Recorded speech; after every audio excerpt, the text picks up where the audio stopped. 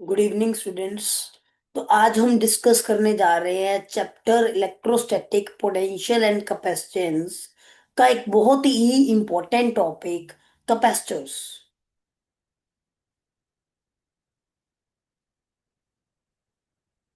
तो what are capacitors, ये हम डिस्कस करेंगे कि कैपेसिटर्स होते क्या है। सबसे पहले तो बेटे, कैपेसिटर एक डिवाइस है। ये क्या है बेटा? एक डिवाइस है जो किस लिए यूज करते हैं? टू स्टोर चार्ज और एनर्जी। अब हमने क्या समझा कि कैपेसिटर एक डिवाइस है जो क्या स्टोर करता है बेटे? चार्ज या फिर एनर्जी। मेन पर्पस इसका ये होता है बेटे। अब इसका हम प्रिंसिपल समझते हैं बेटा कि ये कैपेसिटर का प्रिंसिपल क्या होता है। तो देखो बेटे, सिंपल सी बात है। कैपेसिटर के अंदर हम क्या करते हैं बेटा? एक चार्ज प्लेट लेके आते हैं, लाइक दिस।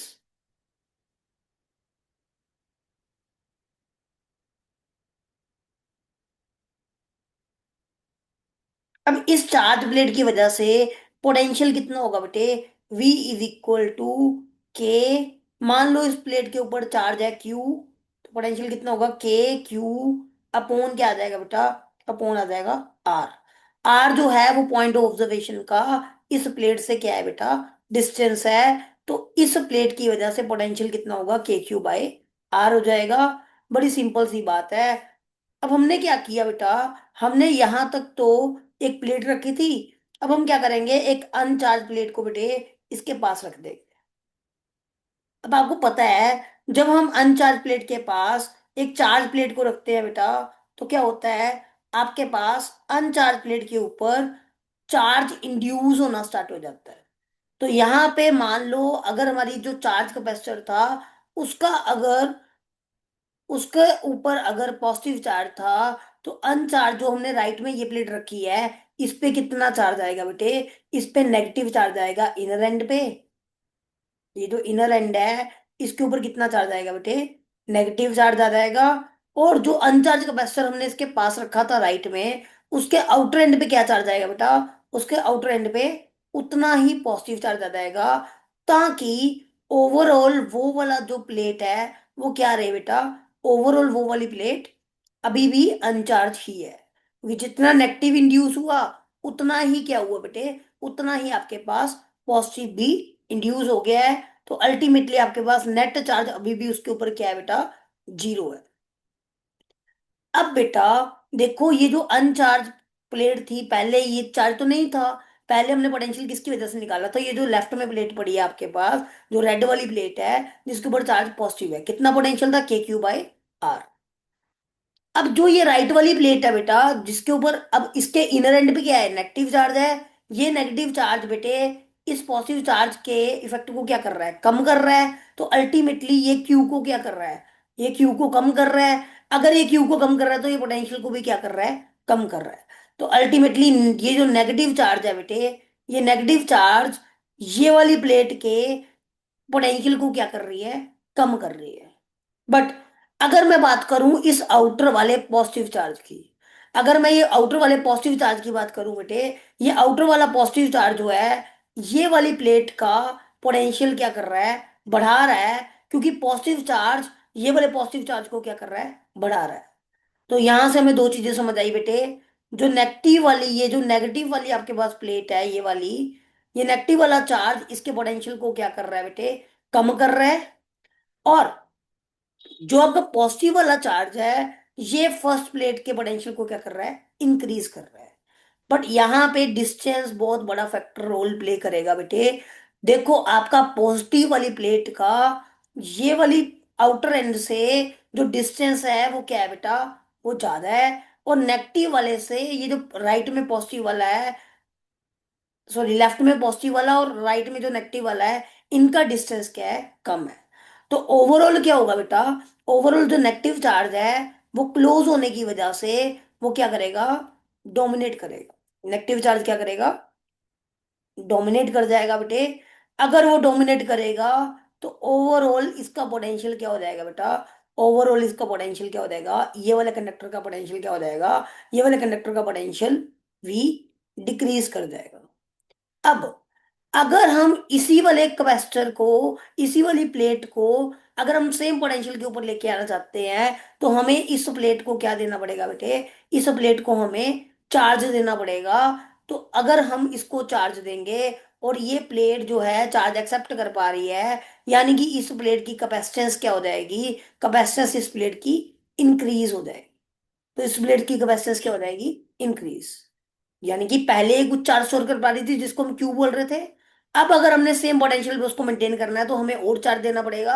अगर हमें और चार्ज देना पड़ेगा तो ये जो कैपेसिटर है इसकी कैपेसिटी क्या होगी बेटा, इंक्रीज होगी। So this is the principle of the capacitor. अब बेटा हम बात करते हैं कि कैपेसिटर कितनी तरह के होते हैं। Let me do that on the next slide. अब हम बात करते हैं कैपेसिटर कितनी तरह के होते हैं। So let me write it there, types of capacitor, types of capacitors, right? First is parallel plate capacitor.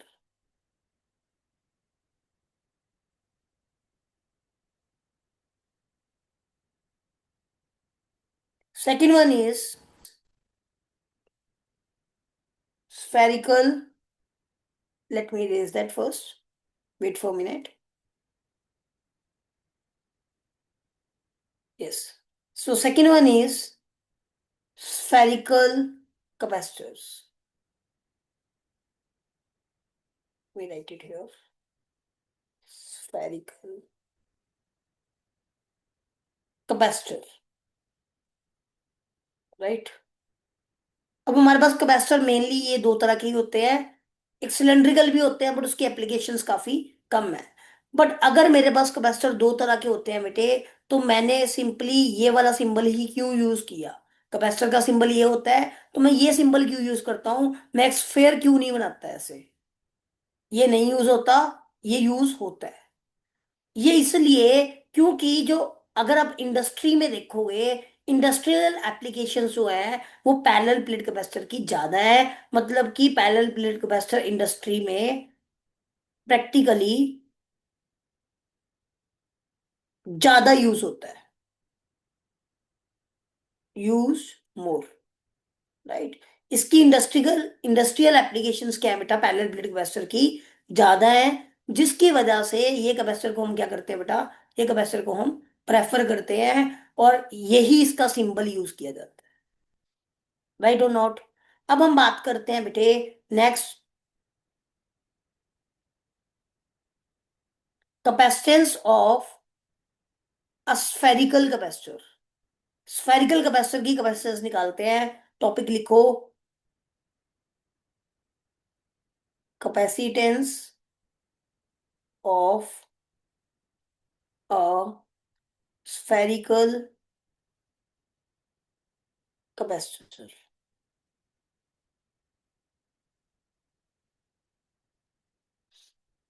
एक स्फेरिकल कैपेसिटर की कैपेसिटेंस कितनी होगी बेटे, ये हमें कैलकुलेट करना है।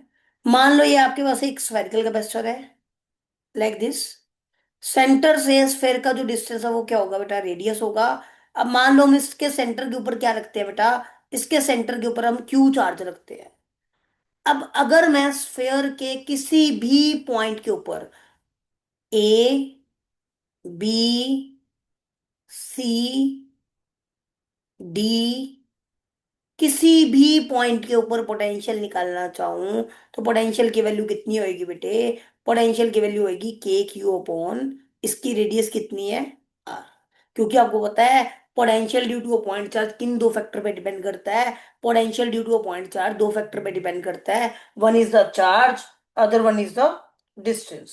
चार्ज आपके पास क्यू है आपको पता है, और डिस्टेंस आपके पास कितना है, A B C D points का, सभी पॉइंट्स का डिस्टेंस कितना है बेटे, आर के इक्वल है, रेडियस ऑफ द स्फेयर के इक्वल है।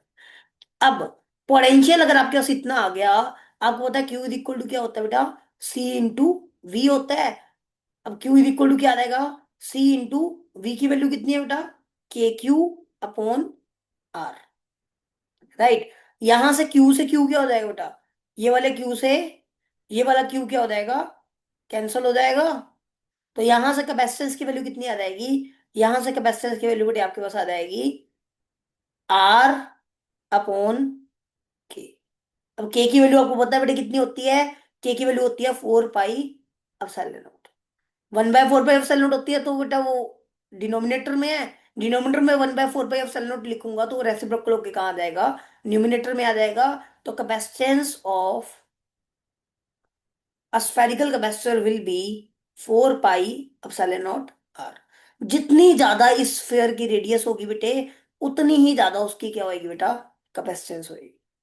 तो अगर हमने किसी स्फेरिकल कैपेसिटर की कैपेसिटेंस को इंक्रीज करना है, तो हम उसकी रेडियस को क्या कर देंगे बेटे, हम उसकी रेडियस को इंक्रीज कर देंगे। बोले बात समझ आई कि नहीं। I hope it is clear to everyone. अब हम बेटा क्या करते हैं, अब हम नेक्स्ट टॉपिक करते हैं। नेक्स्ट टॉपिक क्या है बेटे आपके पास, नेक्स्ट टॉपिक है आपके पास, let me erase that first.